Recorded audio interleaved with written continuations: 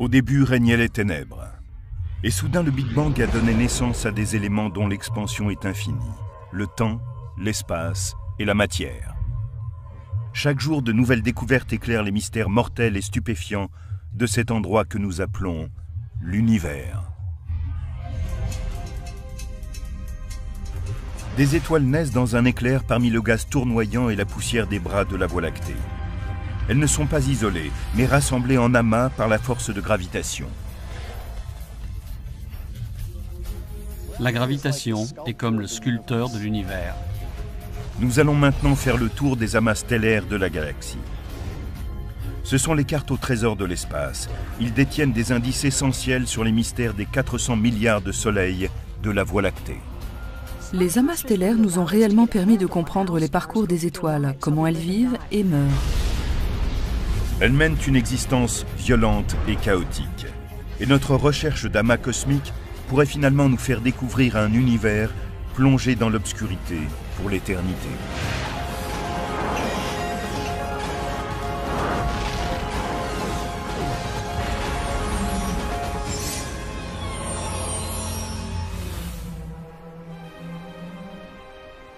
Sur Terre, par une nuit obscure, on peut voir près d'1 millier d'étoiles à l'œil nu. Si ce spectacle scintillant peut nous impressionner, il est des endroits de la galaxie dont la vision nous couperait le souffle.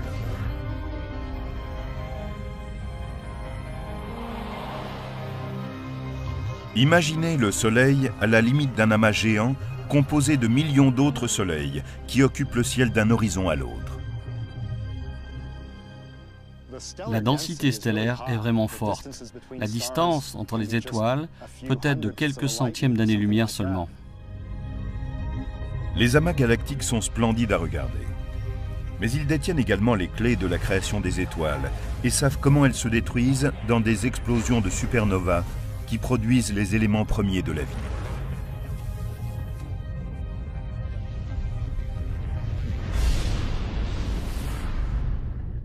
Notre recherche d'amas cosmiques commence non pas à travers la lentille d'un télescope, mais depuis l'habitacle d'un vaisseau spatial interstellaire. Nous avons pour mission de traverser la galaxie et de découvrir pourquoi ces amas sont aussi précieux, pourquoi ils constituent des indices qui peuvent nous permettre de résoudre les mystères des étoiles. Notre première étape, les Pléiades, est le plus célèbre de tous les amas d'étoiles. Il est situé à 440 années-lumière de la Terre. Connu depuis l'Antiquité, il comprend 1 millier d'étoiles. On peut en voir quelques-unes depuis la Terre. Les Pléiades sont appelées les 7 sœurs. C'est un groupe d'étoiles brillantes que l'on aperçoit l'hiver dans le ciel. Mais en vérité, seules 6 étoiles sont facilement décelables. Tout le monde peut en voir 6, et ceux qui ont une vue vraiment excellente peuvent aller jusqu'à 9 ou 10. Mais j'ai rarement rencontré quelqu'un qui ait vu avec précision cette étoile. Dans l'Antiquité, une des étoiles était peut-être considérablement plus brillante qu'aujourd'hui, mais depuis, elle a faibli, et on ne peut plus voir que 6 étoiles. En fait, il y a des centaines d'étoiles dans les Pléiades, peut-être plus d'1 millier. Nous tournons autour des Pléiades à la recherche d'indices qui pourraient nous révéler les secrets de l'univers. Car les amas détiennent des clés pour comprendre comment sont nées les étoiles, comment elles vivent et meurent, les secrets de leur création. Comme dans tous les amas, nous voyons que les étoiles des Pléiades sont tellement proches les unes des autres qu'elles sont pratiquement toutes à la même distance de la Terre. Bien sûr, les étoiles d'un amas ne sont pas exactement à la même distance de nous, mais elles sont tellement éloignées que les différences de distance sont vraiment très légères et sans conséquence. C'est comme si on regardait un stade plein de spectateurs depuis un petit dirigeable situé en hauteur. Depuis cet engin, les spectateurs sont tous à peu près à la même distance. La majeure partie de ce que nous savons des étoiles, leur taille, leur poids, leur âge, vient de ce que leur luminosité nous inspire.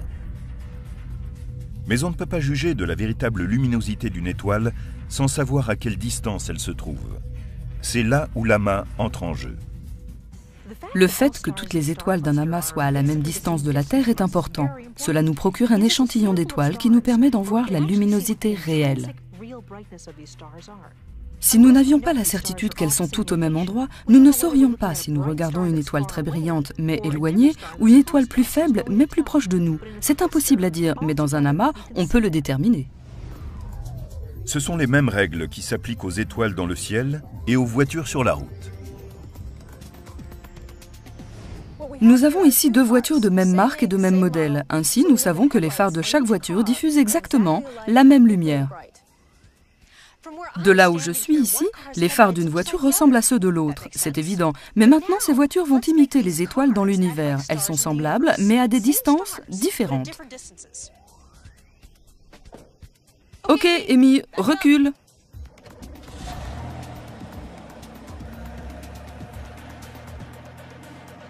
Regardez les phares. Ceux qui sont là-bas sont plus faibles que ceux-ci, même si nous savons qu'ils sont semblables. C'est l'effet de la loi en carré inverse. Si cette voiture est 2 fois plus loin, alors les phares seront 4 fois plus faibles. Si c'est 4 fois plus loin, alors les phares sont 16 fois plus faibles, et ainsi de suite.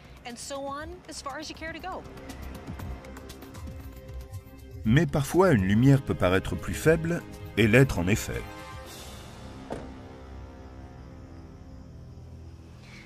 Cette torche et ses phares sont tout comme les étoiles d'un amas. La torche juste à côté du phare semble plus faible, et c'est parce qu'elle est plus faible et non plus éloignée. Dans un amas, une étoile pâle à côté d'une étoile brillante semble plus pâle parce qu'elle l'est en elle-même, et non parce qu'elle est plus éloignée. De près, nous voyons que les Pléiades sont un mélange d'étoiles brillantes et d'étoiles plus faibles. Et cette grande variété d'étoiles dans un amas, toutes à la même place, permet aussi de résoudre l'énigme de l'évolution stellaire. Les amas stellaires nous ont réellement permis de comprendre le parcours des étoiles, comment elles vivent et meurent. Formons une hypothèse. Si un extraterrestre voulait apprendre la façon dont les humains vivent et meurent, et qu'il n'ait que 30 secondes pour nous observer, il filerait vers la Terre et prendrait des images de millions d'humains. Et même s'il ne pouvait pas observer la vie et la mort d'un seul humain avec ces images de groupe, il pourrait en déduire notre histoire. Il aurait regardé des bébés et aussi des gens âgés. Un amas stellaire est simplement comme un instantané dans le temps, mais il y a des étoiles qui sont à des moments différents de leur vie. C'est l'outil dont avaient besoin les astronomes pour rassembler les éléments de la vie stellaire. Nous savons que les plus grandes et les plus brillantes des étoiles sont les plus dangereuses. Aussi resterons-nous à distance. Voici des étoiles dont la devise pourrait être « vivre vite et mourir jeune ». Ce sont elles qui entrent en expansion et deviennent géantes avant de se transformer en supernova. Le danger guette même dans les amas aux noms séduisants comme la boîte à bijoux. Mais la prochaine étape de notre voyage est un lieu du ciel familier aux habitants de l'hémisphère nord.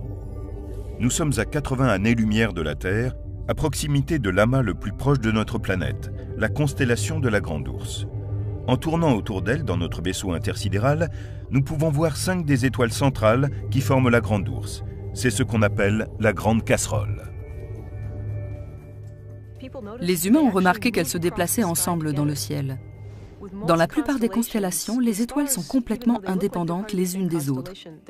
Elles ne sont pas liées sur le plan gravitationnel. En fait, les étoiles de la Grande Ourse se sont formées en même temps. Elles font donc partie du même ensemble. Avec le temps, le mouvement transformera la figure familière que composent ces étoiles. Nous observons la Grande Ourse pour approfondir une autre question sur les amas. Pourquoi certains sont-ils plus dispersés que d'autres? De forme irrégulière et en apparence disséminée, ils sont appelés amas ouverts. Un amas stellaire ouvert est un ensemble d'étoiles relativement lâches. Elles se forment dans les bras d'une galaxie en spirale, s'en éloignent progressivement, puis se dispersent. Les spécialistes pensent que toutes les étoiles naissent dans des amas. Mais avec le temps, celles des amas ouverts sont éloignées par l'attraction gravitationnelle d'autres étoiles qui passent par là. Cela signifie que la plupart des amas sont jeunes, car en vieillissant, les étoiles quittent les amas. Un amas d'étoiles est un peu comme ce tas de confettis dans ma main. La gravitation peu à peu éloigne les étoiles et disperse l'amas. Si je souffle sur ces confettis, je vais disperser ce petit tas. Allons-y.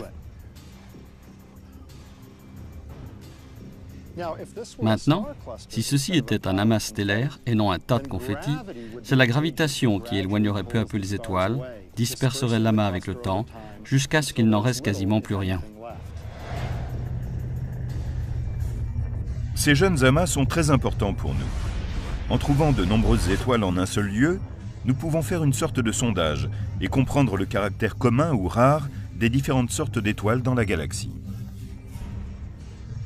Dans la plupart des amas, on voit vite qu'il n'y a que quelques très grandes étoiles brillantes, un nombre plus important d'étoiles ordinaires, comme notre Soleil, et d'innombrables petites étoiles faibles, à peine visibles dans cette cohue. Mais à quel point sont-elles ramassées? Les étoiles des amas sont éloignées de plusieurs milliards d'années-lumière. Mais quand on intègre ces données dans l'ordinateur de notre vaisseau intersidéral, on découvre qu'elles sont plus proches que ce que nous connaissons. La densité des étoiles voisines du Soleil est d'un peu plus d'une étoile pour 50 années-lumière cubes. Dans un amas ouvert typique, il y aurait 500 étoiles dans le même espace. Nous ne sommes allés qu'une fois dans un amas ouvert. En revanche, nous avons parcouru tellement de fois la galaxie que nos étoiles sœurs peuvent être de l'autre côté de la Voie lactée. À quoi ressemblait l'existence du Soleil quand il faisait partie d'un amas? Pour le découvrir, nous décidons de nous rendre là où des étoiles se forment, dans un amas, en ce moment même. Nous nous dirigeons vers la nébuleuse d'Orion, à 1500 années-lumière de la Terre. Elle ressemble à une étoile un peu floue dans l'épée de la constellation d'Orion. Mais de près, c'est un éblouissant spectacle de lumière. La nébuleuse d'Orion est une des grandes nurseries stellaires que nous connaissons. En ce moment même, elle forme des étoiles. Si on traversait la nébuleuse d'Orion, on verrait un véritable bouquet d'étoiles, mais vers le milieu se trouvent 4 étoiles particulièrement brillantes. Elles forment une configuration appelée le trapèze.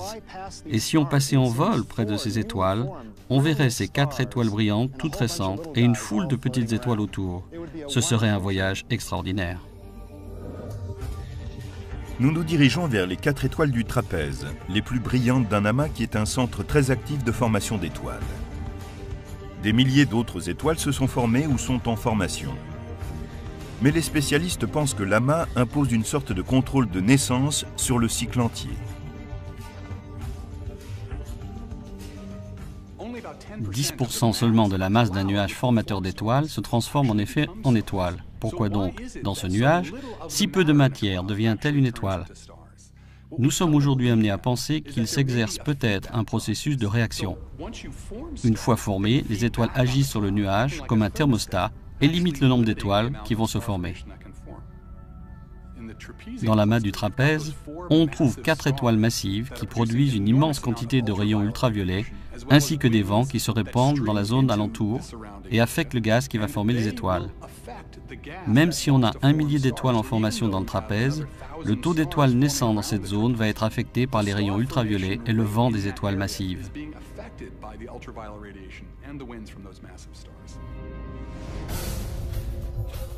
Si les nébuleuses sont les nurseries stellaires du cosmos, les amas sont les lycées où les étoiles vivent ensemble jusqu'à ce que la vie et la galaxie les séparent. Mais il est clair que tous les amas ne sont pas identiques. Nous allons maintenant en rencontrer certains. Ils font partie des endroits les plus extrêmes de toute la galaxie.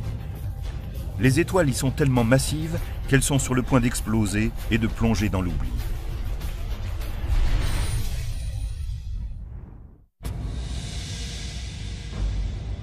Quand il s'agit des amas stellaires, une des premières questions que posent les néophytes est « lequel est le plus grand ?» Quel est celui qui se détache des autres? C'est comme lorsqu'on regarde une grande ville. On veut savoir quels sont ses plus hauts gratte-ciel, ses monuments les plus caractéristiques. Pour découvrir le plus extraordinaire des amas stellaires, il nous faut parcourir 10 000 années-lumière. Westerlund 1 est un super amas dont la masse est 100 000 fois celle de notre Soleil.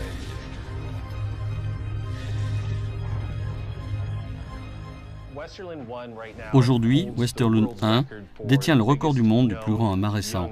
Il comprend près de 100 000 étoiles. Et ce qui est vraiment étrange, c'est que pendant longtemps, nous n'avons pas eu conscience de sa dimension. Les astronomes connaissent Westerlund 1 depuis longtemps, mais il y a 5 ans seulement que nous avons eu un aperçu de toutes les étoiles de cet amas. Nous avions enfin des détecteurs à infrarouge capables de percer la poussière de la galaxie située entre la Terre et cet amas. Les avancées récentes de l'astronomie infrarouge ont permis de découvrir une zone de 6 années-lumière de diamètre où s'entasse une population très nombreuse d'étoiles. Les plus grandes et les plus lumineuses sont des monstres galactiques, des étoiles supergéantes de différentes tailles et couleurs qui vont du bleu au rouge et même au jaune. La phase de supergéante bleue et celle de supergéante jaune et rouge représentent des phases de la vie d'une étoile massive. Elles commencent bleues, puis deviennent rouges, et dans certains cas, elles vont et viennent entre bleu et rouge. Si les couches extérieures sont enlevées, on peut voir la profondeur du matériau plus chaud. Entre les phases rouges et bleues, elles sont jaunes, et c'est ainsi que nous les appelons des supergéantes jaunes. Le Soleil, souvent considéré comme une étoile ordinaire, est minuscule par rapport aux supergéantes, de quelque couleur qu'elles soient. Prenons notre Soleil, dont le diamètre est plus de 100 fois supérieur à celui de la Terre, et supposons qu'il soit réduit à la taille de cette petite tête d'épingle jaune de moins de 3 mm de diamètre. Nous réduisons donc considérablement la taille du Soleil. Eh bien, à cette échelle, les plus grandes étoiles, les supergéantes rouges, seraient à peu près de la taille du dôme du télescope qui est derrière moi. Elles sont énormes comparées au Soleil, alors que le Soleil lui-même est déjà énorme comparé à la Terre. Les étoiles supergéantes, qu'elles soient bleues, jaunes ou rouges, sont toutes appelées des étoiles massives évoluées. Cela signifie qu'elles ont consumé leur hydrogène, carburant nucléaire, qu'elles se sont transformées en géantes et peuvent éventuellement exploser en supernova.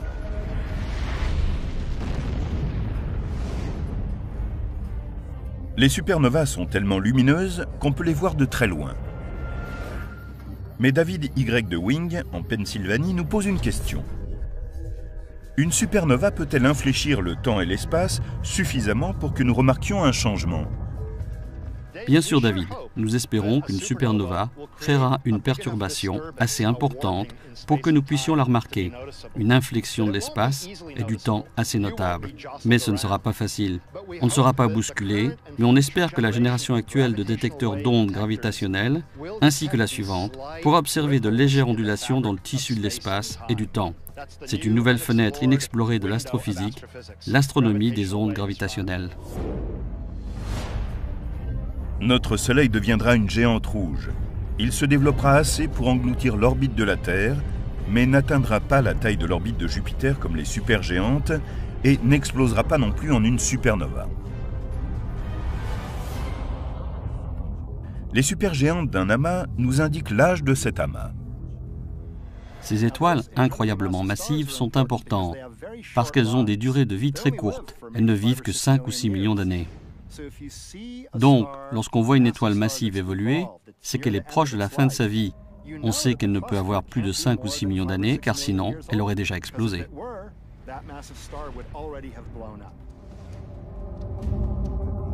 Aujourd'hui, les astronomes n'ont découvert que quelques-uns de ces amas très massifs.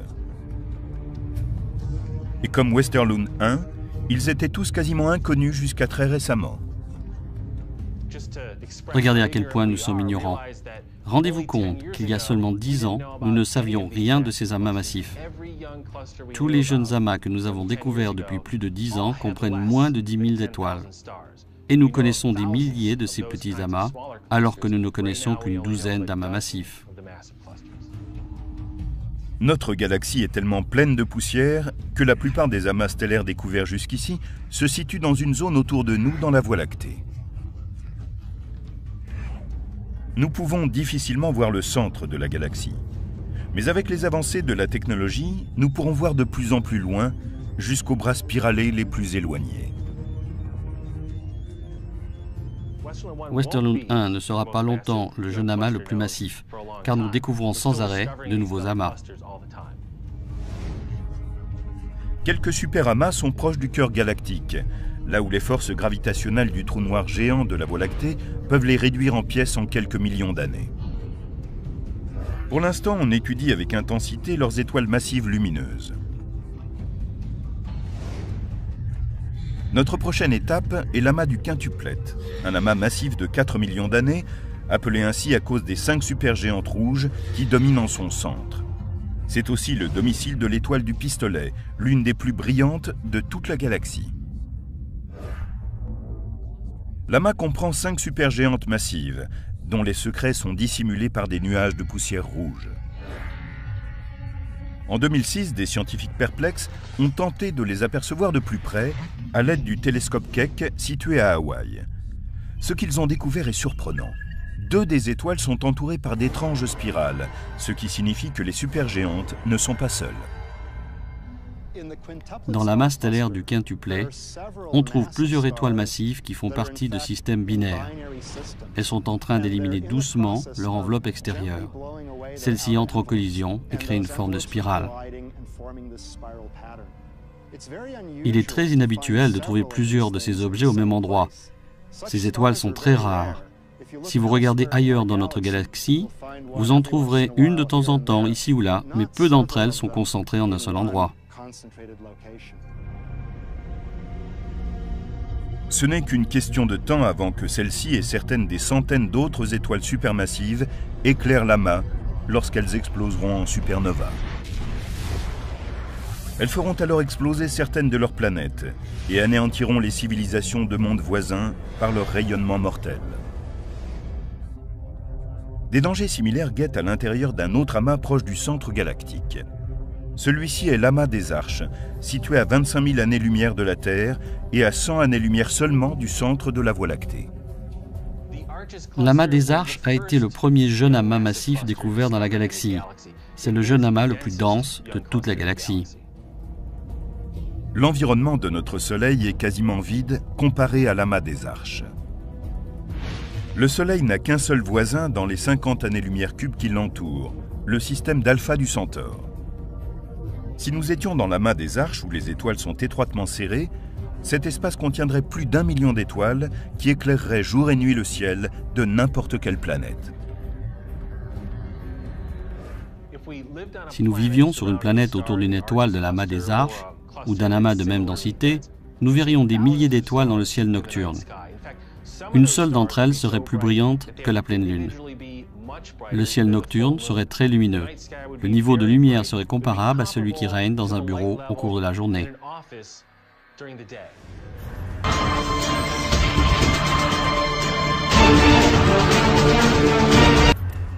L'amas des Arches est un repère d'importance capitale pour notre galaxie.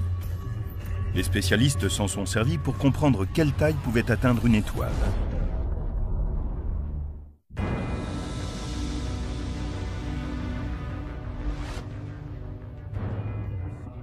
Notre recherche d'amas cosmique nous a conduit à celui des Arches, un des plus importants de notre galaxie. C'est ici que les spécialistes ont découvert à quel point une étoile pouvait être massive. La question semble simple, mais jusqu'à il y a quelques années, nous ne savions pas quelle masse pouvait atteindre une étoile. Les Arches possédaient tout ce qu'il fallait aux savants pour résoudre la question. Premièrement, il était certain que dans un amas aussi grand, il y avait sûrement de nombreuses étoiles massives à étudier. Deuxièmement, vieux de 2,5 millions d'années, l'amas était assez récent pour que ces étoiles massives n'aient pas encore explosé. La plus grande étoile d'un amas serait donc probablement un bon guide pour nous dire pourquoi il y a des étoiles massives dans l'univers. Ce que nous avons vu dans les Arches est une collection de nombreuses étoiles de faible masse, de centaines d'étoiles de taille moyenne et d'une douzaine d'énormes étoiles, dont la masse est 130 fois celle du Soleil. Au-delà, nous n'avons rien vu. C'était comme tomber d'une falaise. Si des étoiles ayant une masse environ 130 fois plus importante que la masse solaire peuvent naître et vivre, elles auraient été là, dans les Arches. Il semble donc que la nature ait fixé une limite à la masse maximum d'une étoile. Elle est sans doute de 130 à 150 fois la masse du Soleil. Quand on s'éloigne du très récent amas des Arches, on se dirige vers une partie très différente de la galaxie. Aux confins paisibles de la Voie lactée résident ces habitants âgés que sont les amas globulaires. Un amas globulaire, j'adore entendre ce mot. Une goutte, voilà exactement ce que c'est. Il y a souvent jusqu'à 1 million d'étoiles dans un grand amas compact. Ces éléments sont mystérieux parce qu'ils semblent très anciens. Il y a là certaines des plus vieilles étoiles de la galaxie. En fait, certaines sont tellement anciennes qu'elles sont quasiment aussi vieilles que l'univers lui-même. Les amas globulaires offrent une vision stupéfiante, mais c'est leur âge qui les rend aussi passionnants. Puisqu'ils sont presque aussi vieux que l'univers même, ils posent la question de l'âge de la galaxie. La Voie lactée est-elle aussi ancienne que l'univers même? Nous disposons d'une preuve qui nous indique que l'univers est âgé d'environ 13,7 milliards d'années, étant donné que les plus vieux amas globulaires ont à peu près 13 milliards d'années. Cela signifie qu'ils se sont formés au cours du premier milliard d'années après le Big Bang. Cela marque la naissance de notre galaxie. Et nous pensons que d'autres galaxies se sont également formées au cours du premier milliard d'années qui a suivi la naissance de l'univers. Les spécialistes ne savent pas comment se forment les amas globulaires. C'est l'un des mystères persistants de l'astronomie. Comme on en trouve aussi dans d'autres galaxies, ils ont peut-être un rapport avec la formation même de la galaxie. Nous voyons que les étoiles isolées des amas globulaires sont très anciennes. Dans certains cas, elles datent de 13 milliards d'années. D'autre part, nous savons que les amas globulaires sont aussi anciens et qu'ils se sont créés au moment de la formation de la galaxie. On ne sait toujours pas si le système s'est formé en premier, la galaxie se resserrant à partir du nuage moléculaire restant, ou s'ils se sont resserrés, effondrés et formés en même temps. Pour trouver des amas globulaires, nous allons à l'extérieur du disque chaotique de la galaxie, là où résident la plupart des étoiles, vers un endroit appelé le halo galactique. Le halo de notre Voie lactée est une configuration d'étoiles vastes et de forme presque sphérique. Il enveloppe le disque de notre galaxie spiralée. C'est là que vivent les amas globulaires.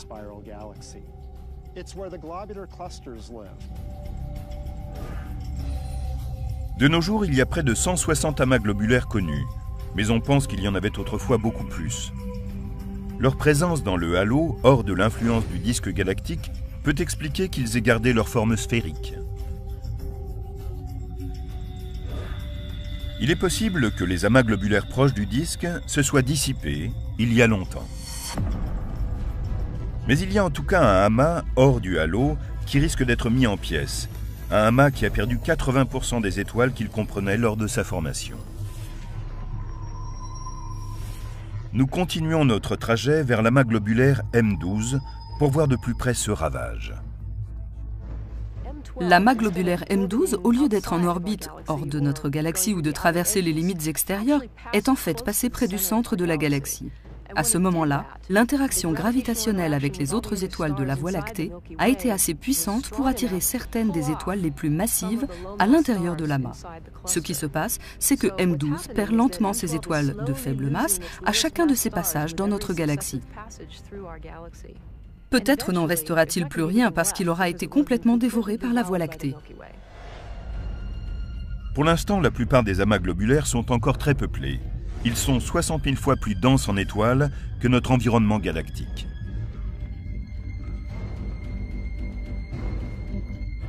Comme ces amas sont anciens, les étoiles massives qu'ils comprenaient auparavant sont épuisées depuis longtemps.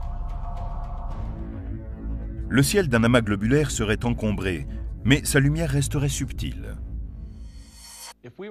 Si nous étions sur une planète tournant autour d'une étoile à l'intérieur d'un amas globulaire, nous verrions des milliers d'étoiles. Mais la nuit, la luminosité serait comparable à celle qu'on a dans une pièce où quelques bougies sont allumées. Quand ils tournent dans le halo, les amas globulaires sont pour la galaxie ce que les lunes sont pour une planète. Les amas globulaires que nous avons vus à la périphérie d'autres galaxies démontrent qu'il s'agit d'un élément commun à de nombreuses galaxies. Maintenant, notre voyage à travers l'espace nous mène loin de notre galaxie, à 60 millions d'années-lumière de là, vers une énorme galaxie elliptique, M87. Elle ressemble un peu à un amas globulaire. La plupart des points flous de cette photo prise par le télescope spatial Hubble sont des amas globulaires tournant autour de M87. Cette galaxie géante en comprend 15 000. Mais M87 est à la pointe du phénomène des amas. Elle est située au cœur d'un amas non pas d'étoiles, mais de galaxies, où nous allons voyager pour être témoins de la violence des systèmes d'étoiles géantes qui entrent en collision à des vitesses atteignant des millions de kilomètres/heure.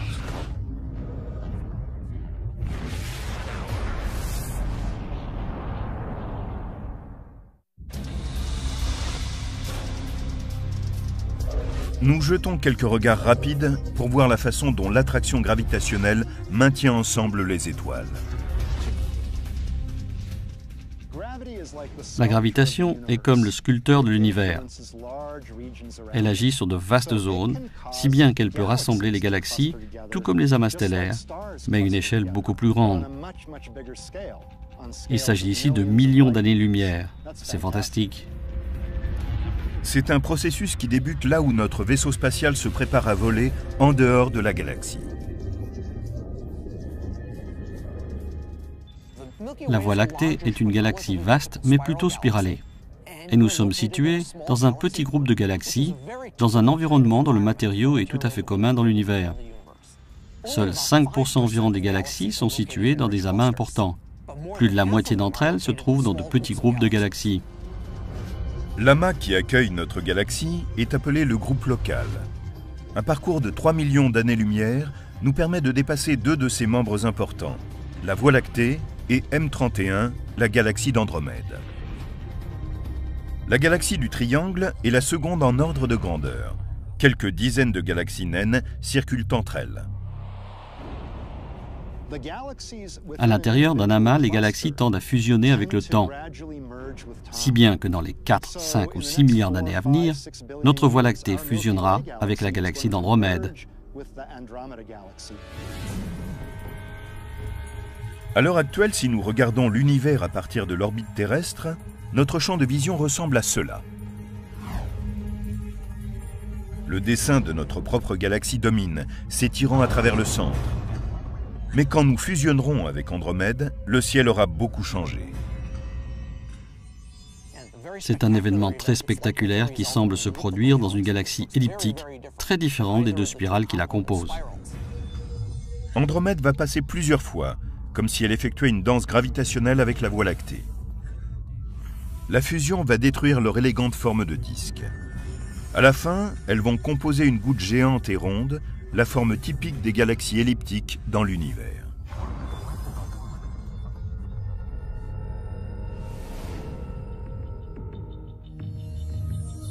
Le groupe local est minuscule comparé aux grands amas galactiques de l'univers. Le grand amas le plus proche est la prochaine étape de notre voyage. Notre groupe local est à près de 60 millions d'années-lumière d'un amas beaucoup plus grand, l'amas de la Vierge. Celui-ci est constitué de milliers de galaxies et non de quelques dizaines seulement. Notre groupe local, l'amas de la Vierge et quelques autres amas font partie d'une structure encore plus grande appelée le superamas local. Ces amas sont des lieux de violence où des galaxies se déplacent à des vitesses incroyables. Il s'agit ici de plusieurs centaines de kilomètres par seconde, ou, en d'autres termes, cela serait quelque chose comme 1,5 million de kilomètres par heure. Nous allons nous rendre maintenant parmi ces amas géants aux vitesses fulgurantes pour résoudre le mystère des galaxies.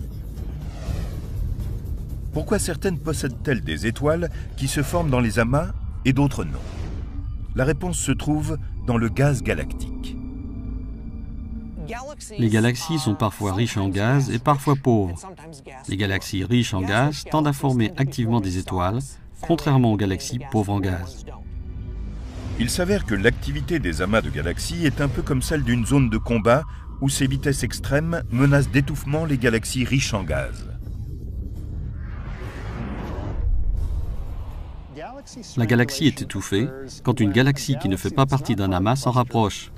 L'attraction gravitationnelle de cet amas peut alors faire disparaître ou absorber le gaz de la galaxie. Celle-ci, qui manque alors de gaz, est incapable de former de nombreuses étoiles. Elle est étouffée. Et quand une galaxie s'enfonce profondément à l'intérieur d'un amas, elle affronte un problème qu'on appelle l'épluchage par pression dynamique, lorsqu'elle file à toute vitesse à travers le gaz léger qui flotte dans l'amas. En filant à travers ce gaz, la pression peut éplucher le gaz de la galaxie, ce qui la conduit à être dépourvue de gaz et donc à être incapable de former de nombreux amas stellaires. Si nous traversions l'amas à la recherche de gaz intergalactique, nous n'en verrions pas. Il est tellement léger que sur Terre, on penserait avoir un vide parfait. Mais si nous mettons en marche les détecteurs à rayons X de notre vaisseau spatial, le gaz apparaît comme une immense lumière étrange. Les galaxies que nous voyons à la lumière visible, en les regardant avec un télescope ordinaire, ne sont pas les seuls composants des amas galactiques. En effet, ce ne sont même pas les composants principaux. Le composant essentiel des galaxies est un gaz chaud et léger, réchauffé par les chocs subis au cours du processus de formation des amas. À présent, il est tellement chaud qu'il brille sous les rayons X et qu'il est complètement invisible à la lumière normale. Le gaz chaud exerce plus d'influence gravitationnelle sur l'amas que les galaxies que nous pouvons voir. Sa force de gravitation permet d'attirer les galaxies de l'amas vers un centre commun, si bien que quand nous regardons les amas galactiques, nous avons une vision de notre propre avenir. Au centre de l'amas, on trouve souvent une galaxie elliptique géante, résultat d'innombrables fusions provoquées par la gravitation, comme celle qui réunira la Voie lactée et Andromède.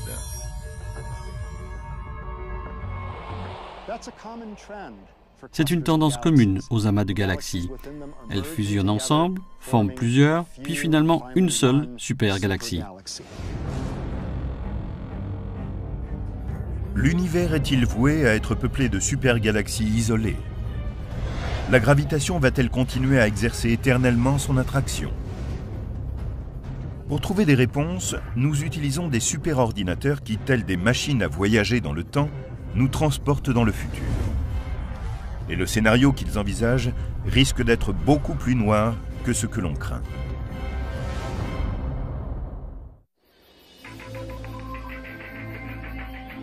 Nos plus grands télescopes et satellites d'observation nous envoient régulièrement des images stupéfiantes d'amas cosmiques.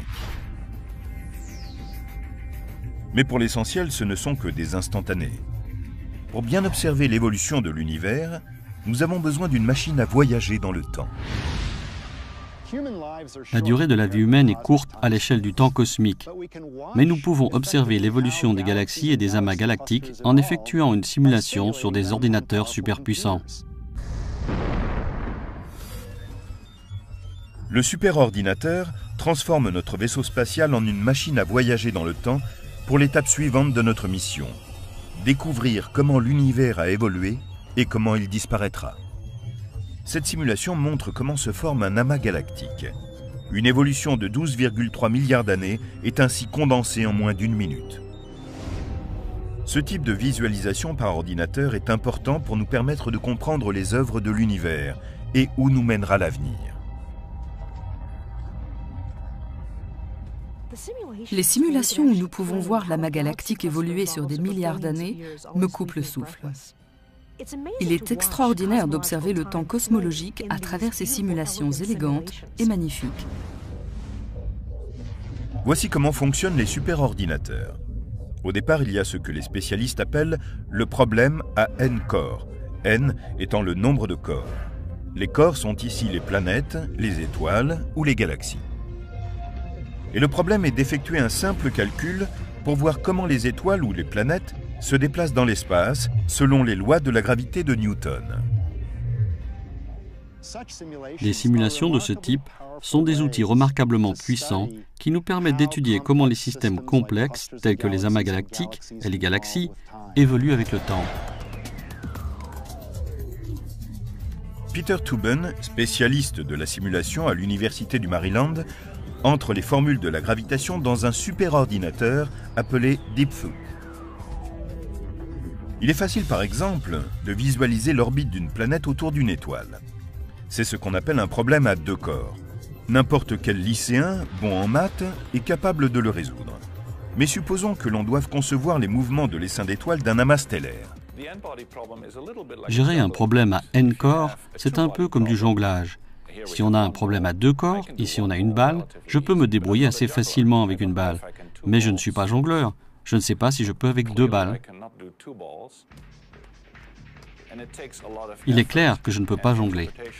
Cela demande beaucoup d'efforts et une interprétation du cerveau pour jongler correctement avec deux balles. Maintenant, imaginons que nous ayons 3 ou 4 balles. Moi, je n'y arrive pas, mais certains en sont capables. Il y a cependant une limite. Personne ne peut jongler avec 20 balles. Étonnamment, les calculs à effectuer pour résoudre ce problème sont assez simples. Et si l'on a besoin d'un superordinateur, c'est qu'il y a énormément de calculs à faire. C'est un travail très laborieux. Allez les gars, numéro 1. C'est ce que démontrent les étudiants de Tübingen lorsqu'ils tentent de faire ces calculs pour 12 étoiles sans ordinateur. 1 est à 6, 4. Numéro 2. 2 est à 3, 4. Numéro 3. 3 est à 2, 4. Pour des calculs comme cela, la position de départ de chaque étoile va être coordonnée aux autres dans un graphique. Numéro 8 est à 4, 4. Chaque étoile possède aussi sa propre vitesse, et le reste appartient aux étudiants. En se servant des lois de Newton, ils doivent imaginer la façon dont la force de gravitation d'une étoile agit sur les autres et déterminer la position de chacune d'entre elles à un point du futur. Numéro 1. Ces étudiants devraient travailler en permanence durant 300 ans pour découvrir le résultat que le superordinateur obtient en une seconde.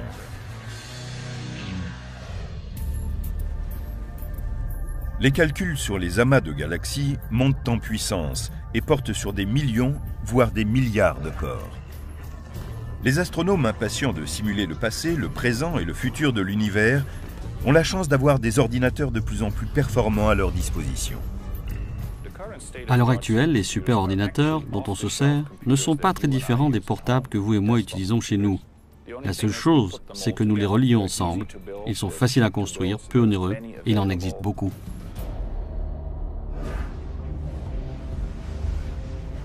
Aujourd'hui, on compte parmi les simulations les plus complexes le projet européen Millennium Run. Les données de 10 milliards de galaxies ont été entrées dans un superordinateur qui fonctionne en continu pendant 28 jours, soit 343 000 heures d'utilisation du processeur. Il a obtenu un remarquable parcours en 3D à travers un espace de 2,4 milliards années-lumière. On voit des centaines de millions de galaxies s'agglutinant en amas le long de vastes plages de matière noire.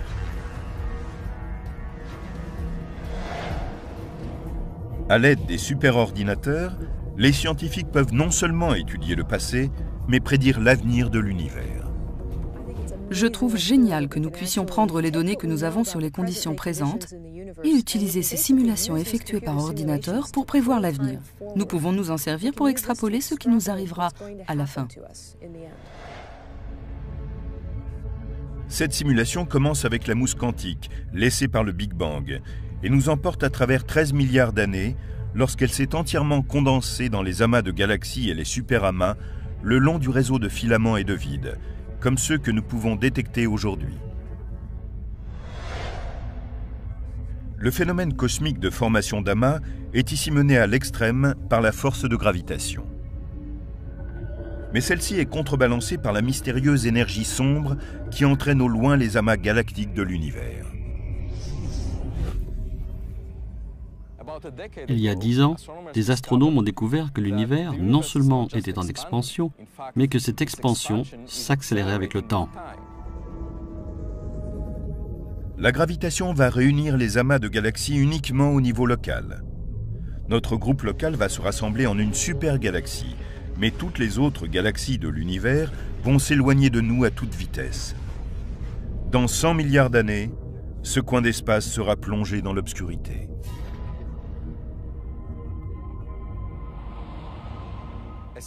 Aussitôt que les galaxies lointaines qui nous entourent se seront étendues et auront atteint la vitesse de la lumière, cette lumière qui émane d'elles ne sera plus en mesure d'arriver jusqu'à nous. Ces galaxies s'étendront dans de vastes régions de l'espace et disparaîtront de notre vue. Notre galaxie sera une île plongée dans l'obscurité.